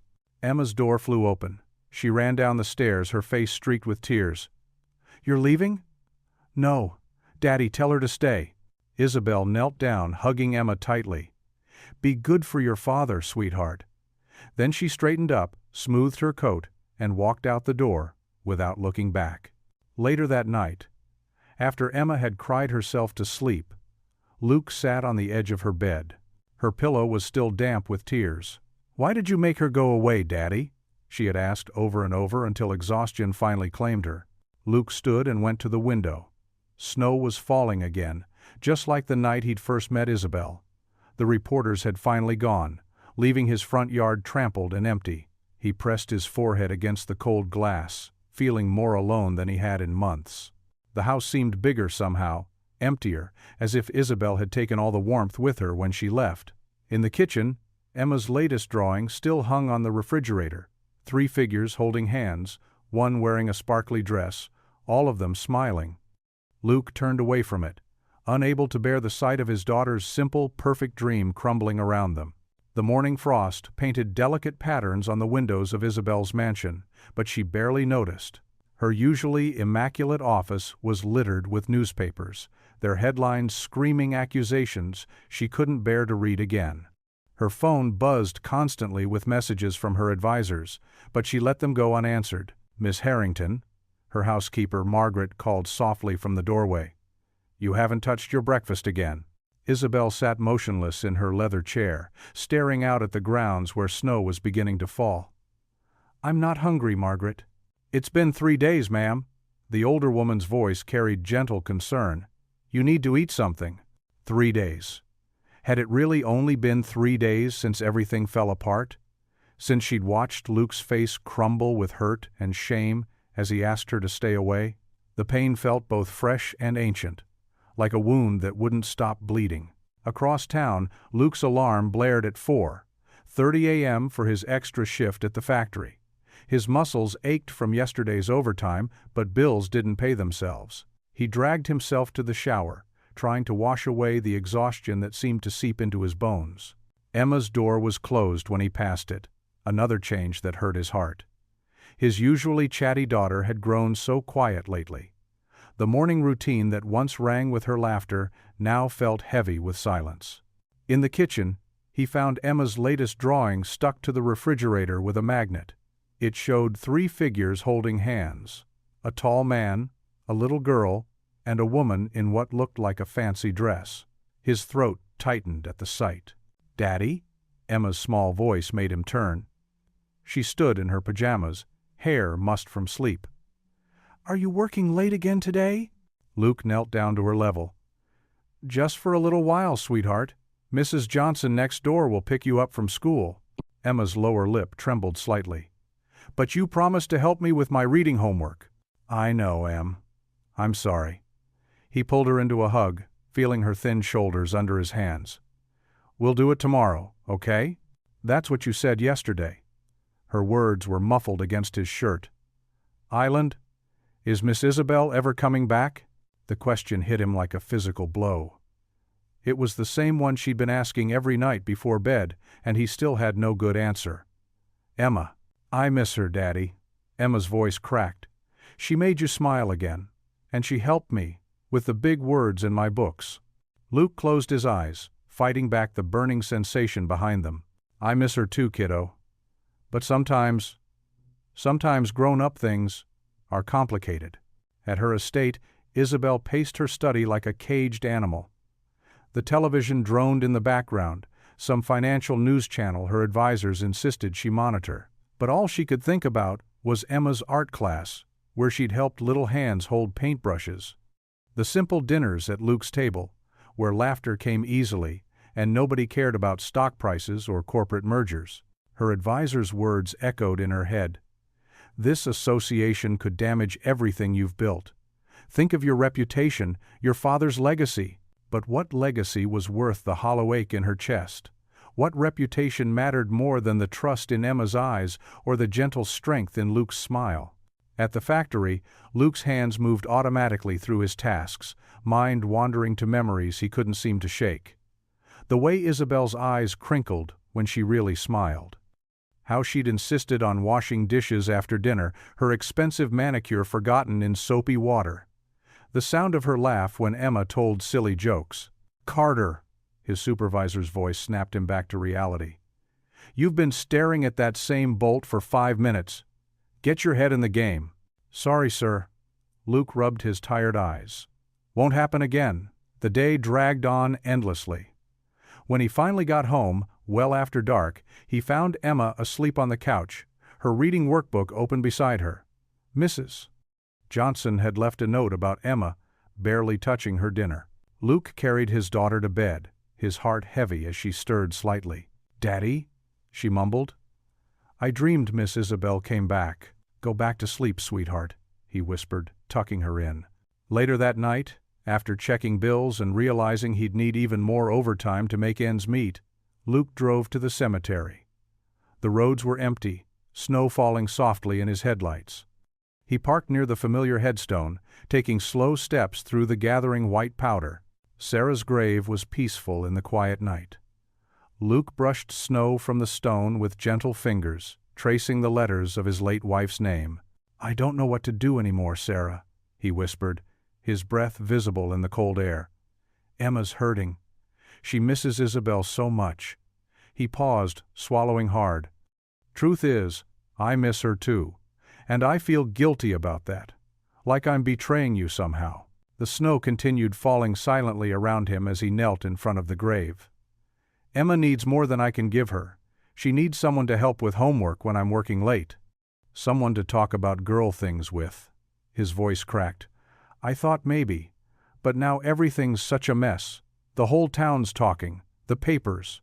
He brushed moisture from his eyes with the back of his hand. I don't know how to fix this. How to heal Emma's heart when mine feels just as broken.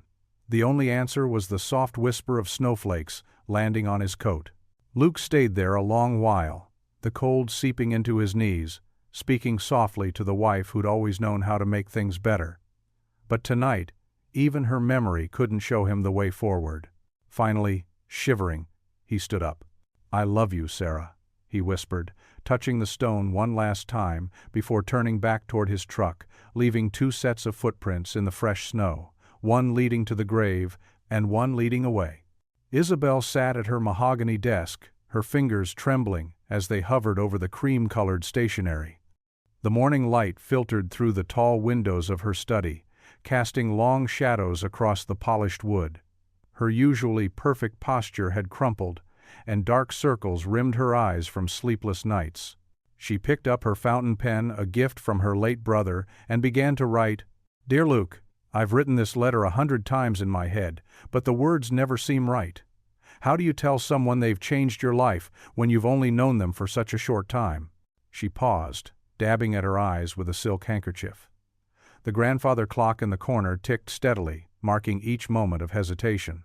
That night in the snow when you gave me your coat, I wasn't just shaking from the cold. I was shaking because I'd forgotten what kindness felt like, what it meant to be seen as just a person, not a bank account or a last name. Isabel's hand moved across the paper, her elegant script becoming less controlled as her emotions spilled out. Your daughter, Emma. She hugged me that day without hesitation. Do you know how long it had been since anyone embraced me like that? Like I was worth something beyond what I could give them? A tear splashed onto the paper, smudging one word. She didn't try to fix it. For once, imperfection felt honest. The dinners at your table taught me more about wealth than all my years of managing billions. The wealth of laughter, of simple meals shared with caring hearts, of Emma's stories about school, of watching you be such a wonderful father despite every hardship. Her advisors' voices echoed in her head warnings about scandal, about protecting her reputation, about the impropriety of it all. But for the first time, those voices seemed hollow. I know the media has twisted everything. They've painted you as someone you're not, and me as a fool. But the real fool was me, for letting fear of judgment stop me from defending what matters. You never asked me for anything, Luke. Not money, not favors, not even recognition for your kindness. You just gave, freely and purely. She wrote about the church project, explaining how watching him honor his late wife's memory had moved her, how his quiet strength in facing daily struggles had humbled her, how Emma's innocent questions had started healing wounds she thought would never close. The truth is, Luke, you and Emma reminded me how to live again. Before you, I was just existing, moving through life like a ghost in designer clothes. But you showed me what real living looks like. It looks like flour on noses during baking, like Emma's uneven table settings, like your smile when you think no one's watching. Meanwhile, across town in the modest farmhouse, Emma sat at the kitchen table, her small hands busy with crayons. Her tongue stuck out slightly as she concentrated on her drawing. Luke watched from the doorway, his heart heavy as he recognized the 3 figures taking shape on the paper. Is that for school? He asked softly. Emma shook her head, her pigtails swaying. It's for Miss Isabel, see? That's her holding our hands. I made her smile really big because that's how she looks when she's with us. Luke's throat tightened as he looked at the childish illustration. 3 stick figures stood in front of what appeared to be their house, a tall one with brown hair, a small one with pigtails, and one with long black hair, wearing what looked like a purple dress. Can we send it to her, Daddy? Please? Emma's eyes shone with hope. I wrote, "We miss you" at the bottom. See? Luke touched the corner of the drawing, his calloused finger gentle against the paper. I don't think that's a good idea, sweetie, Miss Isabel. She's very busy. But she's sad. I know she island. Emma's lower lip trembled. And you're sad too. I can tell. Back in her study, Isabel reached the end of her letter. Her hand was shaking again, but not from cold this time. I understand if you never want to see me again. The media attention isn't fair to you or Emma. But please know that those weeks of simple kindness and genuine connection meant everything to me. You taught me that true worth isn't measured in dollars, but in the capacity to care for others. She signed her name, then added a postscript. P.S. Tell Emma her hugs were the warmest thing I've felt in years. Isabel read the letter over, her heart pounding. Everything she'd written was true painfully, beautifully true. She folded the paper carefully, sliding it into an envelope. With deliberate movements, she wrote Luke's address, the one she'd memorized without meaning to. But as she reached for a stamp, her hand froze. What if he threw it away unopened? What if it only made things worse? What if the media somehow got hold of it? The envelope sat there, addressed but unsealed, like a bridge she was afraid to cross. Isabel's shoulders slumped as exhaustion washed over her. She'd barely slept since that terrible morning when the headlines broke. Resting her head on her arms, she stared at the envelope until her vision blurred. The tears came quietly now, sliding down her cheeks and onto the polished desk. The late afternoon sun cast long shadows across the room as her eyes grew heavy. Her last thought, before drifting off, was of Emma's voice asking, "Why is she shaking?" But this time, the answer was different. She was shaking because sometimes the bravest things are the hardest to do. The letter lay beside her head, unsent, as darkness crept into the room and her tears dried on her cheeks. Snow fell softly outside the restored church on Christmas Eve, each flake catching the glow from the stained glass windows.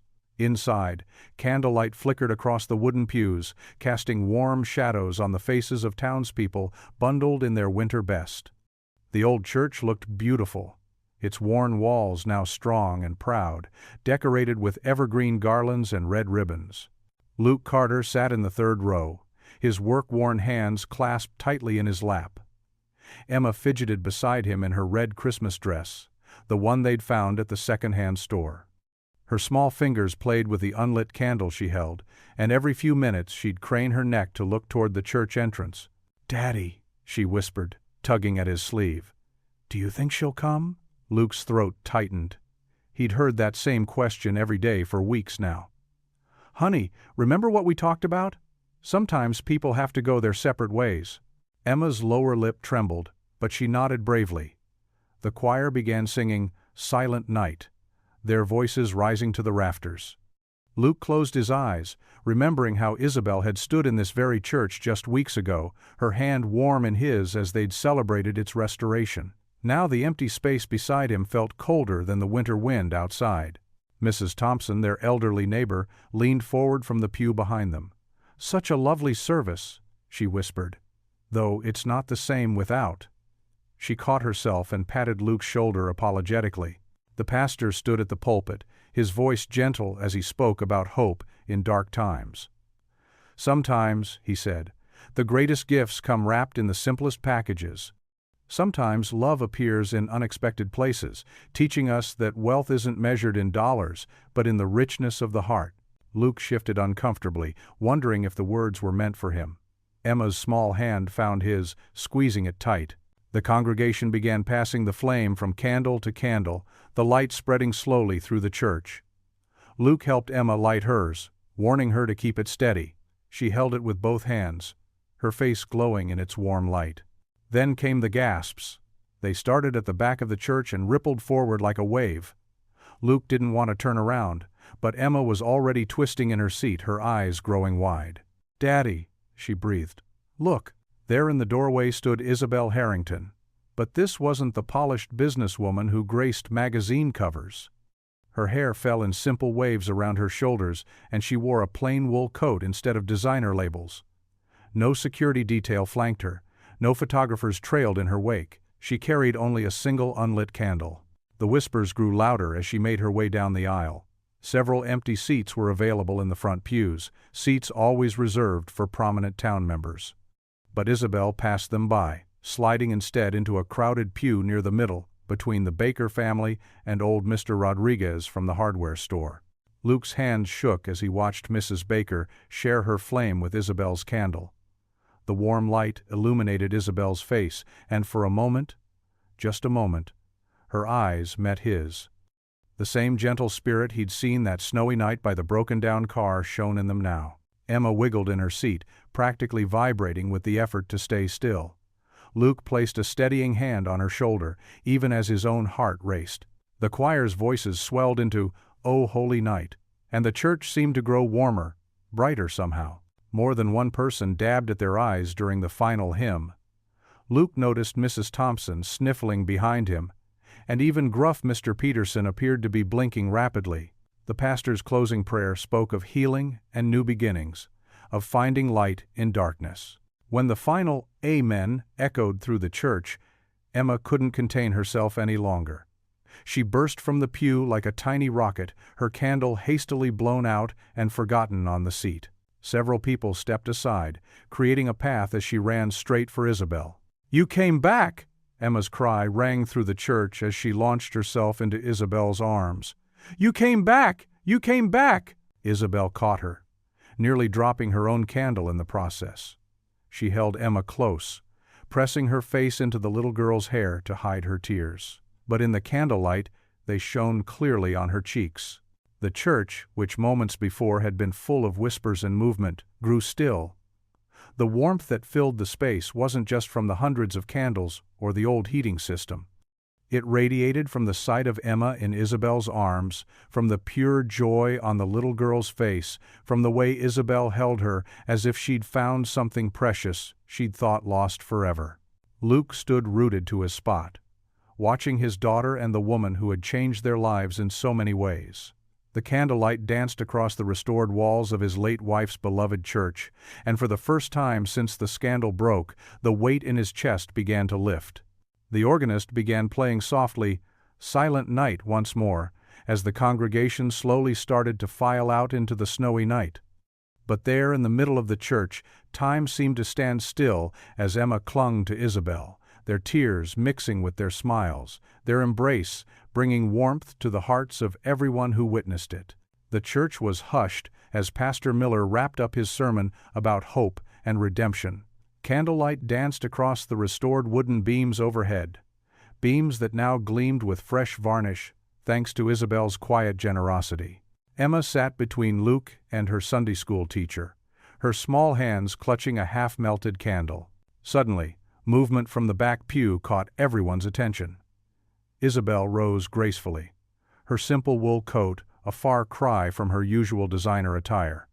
Without her usual entourage or polished facade, she looked both vulnerable and determined as she made her way to the front of the church. "Pastor Miller," she said softly, though her voice carried in the perfect acoustics of the sanctuary. "May I speak?" The elderly pastor nodded, stepping aside from the pulpit. Isabel took a deep breath, her hands trembling slightly as she gripped the wooden podium.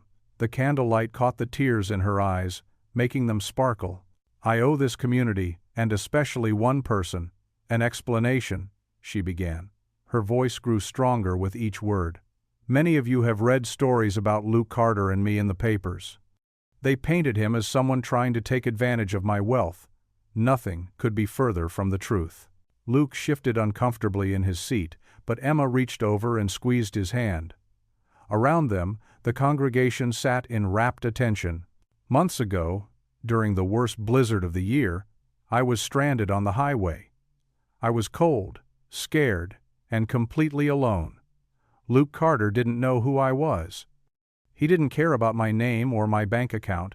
He saw someone in need and gave me his own coat, even though I could tell he couldn't afford to lose it." Isabel's voice cracked slightly. "In all my years of wealth and privilege, no one had ever shown me such pure, uncomplicated kindness. Luke never asked for anything in return. In fact, he refused every attempt I made to repay him." Several heads turned toward Luke, who kept his eyes fixed on his lap, though his jaw worked with emotion. "What Luke gave me wasn't just warmth that night. He showed me dignity, respect, and through him and his beautiful daughter Emma, I learned what real wealth looks like." Isabel wiped a tear from her cheek. "It looks like a child's drawing on a refrigerator, like simple soup shared at a kitchen table, like laughter that comes from the heart, not from social obligation." The reporters who had slipped into the back of the church were scribbling frantically, their cynical expressions softening despite themselves. "When the media twisted our friendship into something ugly, Luke did what he's always done. He put his daughter first. He asked me to stay away to protect Emma from scandal, breaking his own heart in the process." Isabel's voice grew stronger, filled with conviction. "That's not the action of someone trying to exploit me. That's the action of a father who would sacrifice anything for his child." Mrs. Henderson, who had once been one of the most vocal gossips about Luke's financial struggles, dabbed at her eyes with a handkerchief. Mr. Thompson, Luke's supervisor at the factory, nodded slowly, a look of deep respect on his weathered face. "I stand before you not as Isabel Harrington, the billionaire, but as someone who was lost until a kind man and his daughter taught me how to find my way again. They showed me that true worth isn't measured in dollars, but in the capacity to care for others without expecting anything in return." Isabel turned then, facing Luke directly. Tears streamed freely down her face, but her voice remained clear and strong. "Luke Carter never asked for my money, but he gave me something priceless. He taught me how to love again." A murmur of appreciation rippled through the congregation. Someone started to clap, and soon the whole church was filled with applause. Emma beamed up at her father, whose own eyes were brimming with tears. When the applause died down, Isabel stepped away from the pulpit. She walked slowly down the center aisle, stopping beside Luke's pew. Her voice was barely above a whisper, but in the hushed church, everyone heard her words. Please let me come home." Luke stared at her, his expression a mix of wonder and vulnerability. Emma clutched both their hands, her small face glowing with hope in the candlelight. The congregation held its collective breath, watching this moment of raw emotion unfold in the gentle glow of Christmas Eve. The smell of pine boughs and beeswax candles filled the air. Outside, snow continued to fall silently, blanketing the world in white, while inside the restored church, time seemed to stand still as Isabel's whispered plea hung in the air between them. Snow fell softly outside the old farmhouse as Luke opened the front door, stomping his boots on the welcome mat. The aroma of roasting turkey filled the air, mixing with the scent of pine from the small Christmas tree in the corner. Emma bounced excitedly beside him, tugging at Isabel's hand as they entered. "Come see our decorations." Emma pulled Isabel toward the modest living room, where paper chains and handmade ornaments adorned the tree. "Daddy and I made them all." Isabel's eyes sparkled as she took in the simple beauty of their home. Her designer clothes looked out of place against the worn furniture, but her smile belonged perfectly. "It's wonderful, Emma. Much prettier than any fancy decorations I've ever had." Luke headed to the kitchen, his hands trembling slightly as he checked the turkey. He still couldn't quite believe Isabel was here, choosing their humble Christmas over her mansion's grandeur. The old oven timer ticked steadily, marking time in their small, warm kitchen. "Can I help?" Isabel appeared beside him, rolling up her sleeves. "You don't have to," Luke started. "I want to," she said softly, reaching for an apron hanging on a hook. It had belonged to his late wife, but somehow seeing Isabel put it on felt right. Emma darted between them, clutching a wrinkled piece of paper. "Look what I found! I made it when you went away." She proudly displayed her crayon drawing of 3 stick figures holding hands, one tall with spiky hair like Luke's, one with long flowing hair like Isabel's, and a small one in the middle wearing a triangle dress. Isabel's eyes misted as she knelt to examine the artwork. "Oh, Emma, it's beautiful." "Can we put it on the fridge?" Emma asked, looking between them hopefully. Luke nodded, his throat tight with emotion. He watched as Isabel helped Emma attach the drawing with a magnetic apple that had been there since his wife's time. The simple domestic moment hit him hard. How long had their fridge been empty of new artwork? A knock at the door interrupted his thoughts. Mrs. Peterson from next door stood there with her famous apple pie, and behind her, the Martinez family carried covered dishes. Soon, the house filled with neighbors, each bringing food and warm greetings. No one mentioned the morning's church service or the headlines that had driven them apart. They simply welcomed Isabel, as though she'd always been part of their community. "The turkey smells amazing," Mr. Thompson said, settling into an armchair with his wife perched on the arm beside him. "Just like my mother used to make." Luke and Isabel worked together in the kitchen, moving around each other with natural ease. When it came time to carve the turkey, Luke held out the knife to her. "Would you like to do the honors?" She shook her head. "Show me how." He stepped behind her, guiding her hands with his own. The moment felt intimate despite the chattering guests in the next room. "Like this," he murmured, helping her make the first clean cut. Their fingers brushed, and neither pulled away. Emma flitted between the kitchen and living room, proudly showing off her drawing to everyone who came in. "See? That's us," she'd declare, beaming. Each guest nodded and smiled, some wiping away tears at the child's innocent joy. The dining room table, usually set for 2, now stretched to its full length with borrowed chairs from neighbors. Mismatched plates and varied dishes covered every inch. Turkey and stuffing, Mrs. Martinez's tamales, the Thompsons' green bean casserole, 3 different types of potatoes, and more desserts than they could count. Before they ate, everyone joined hands for grace. Luke felt Isabel's warm grip on one side, Emma's small fingers on the other. Pastor Miller, who had dropped by with his wife, offered a prayer of thanksgiving that spoke of new beginnings and healing hearts. The meal was filled with laughter and story sharing. Isabel listened intently as neighbors recalled tales of Luke's late wife, her eyes soft with understanding rather than jealousy. She shared her own memories of childhood Christmases, stripped of pretense, speaking of lonely holidays in massive rooms, and her yearning for exactly this kind of warmth. As the afternoon light began to fade, someone started singing "Silent Night," Others joined in, voices rising and falling in imperfect but heartfelt harmony. The sound of approaching carolers filtered through the windows, adding to the melody. Emma jumped up. "Listen, the carolers are here." Luke, Isabel, and Emma moved to the front window. Outside, a group of bundled-up singers stood in the gently falling snow, their faces glowing in the light spilling from the house. Inside, Emma slipped her small hand into Isabel's, then reached for her father's.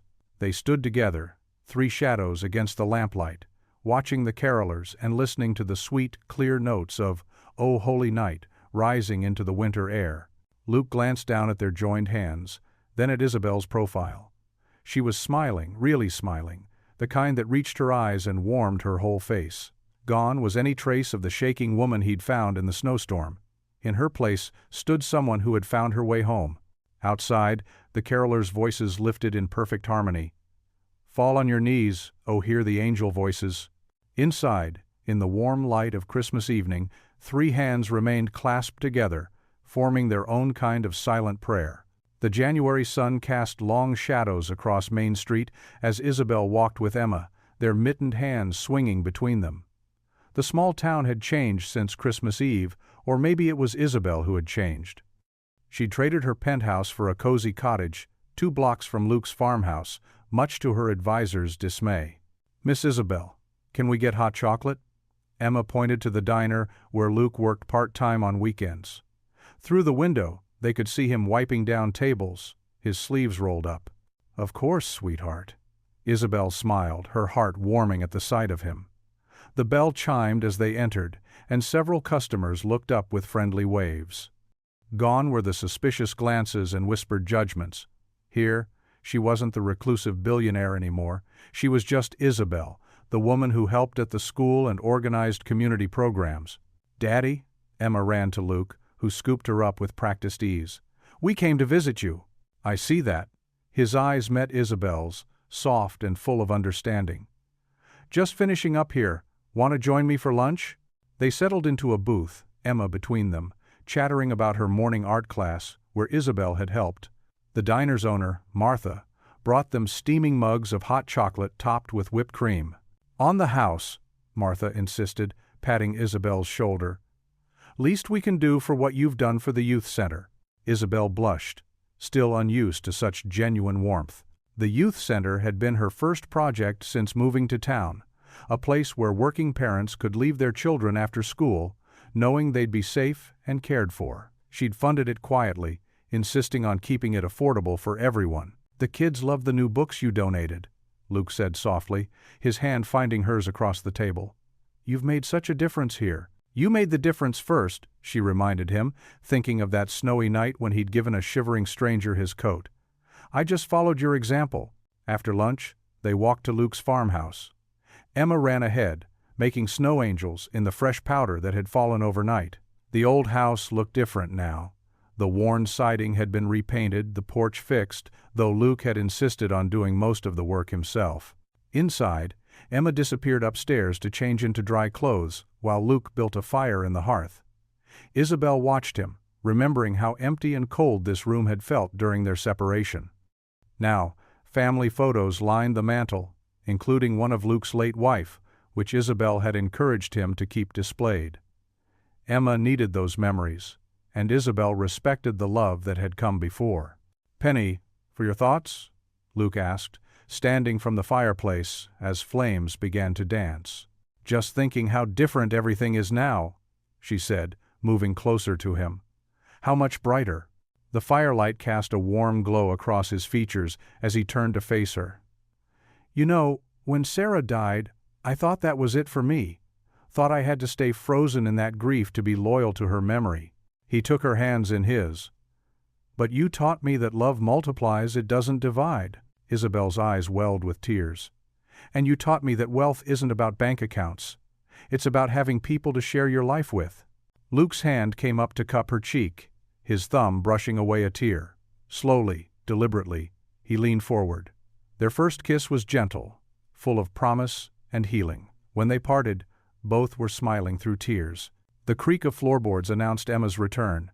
She padded into the room in her fuzzy pajamas, clutching her favorite book one Isabel had given her months ago. Her face lit up at the sight of them standing close together. "Can we read by the fire?" she asked, already climbing onto the worn leather couch. They settled on either side of her, the flames crackling softly. Emma snuggled deep between them, her small hand finding Isabel's while her head rested against Luke's chest. The book lay forgotten in her lap, as she looked up at them with those wise eyes that seemed to see straight to the truth of things. "Daddy," she whispered, a smile playing at her lips. "She's not shaking anymore." Luke and Isabel's eyes met over Emma's head, tears threatening again. Outside, snow began to fall, each flake a gentle reminder of the night that had brought them together. But now, instead of cold and fear, the snow represented something else: peace, new beginnings, and the quiet miracle of three hearts finding their way home. The firelight danced across their faces as they sat there, a family built not from obligation or wealth, but from simple acts of kindness that had grown into love. Luke squeezed Isabel's hand, and she squeezed back, both understanding that sometimes the greatest riches come disguised as ordinary moments, just like this, sitting by a fire, holding hands, and knowing you're exactly where you're meant to be. What would you do if you were in their place? Comment your answer below, and let's see how you'd rewrite the ending. If you enjoyed the story of Luke Carter, I handpicked the next story that you will enjoy. Please don't miss this one. Click here to watch it.